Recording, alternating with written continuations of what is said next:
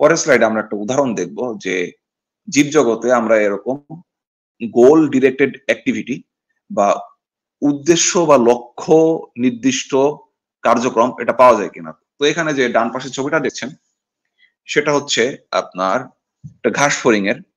তো সেই ঘাস ফড়িংটা হচ্ছে যেটা যে হয় মানে যে ডিমটা থাকে, এই ডিমের পিছনের অংশ সাধারণত এর পিছনের অংশকে আর কি গঠন করে। কিন্তু কোনো একটা কারণে যদি এর সামনের অংশকে ধ্বংস করে দেওয়া হয়, যেমন আমরা একটা সুতা দিয়ে এর অর্ধেক অংশ ভেঙে দিয়েছি ডিমটাকে, তো ডিমটা আসলে মাঝখান দিয়ে সুতা দিয়ে বেঁধে দেওয়ার কারণে দুইটা অংশে দুইটা প্রকোষ্ঠে পরিণত হয়েছে।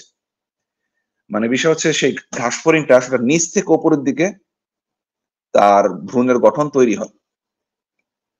তো এখন যদি মনে করেন আমরা এর উপরের অংশটাকে নষ্ট করে দেই, তারপরেও দেখা যাবে যে সে তার দেহ অবয়ব সেটা লাভ করেছে, কিন্তু সে আকৃতিতে একটু ছোট হবে।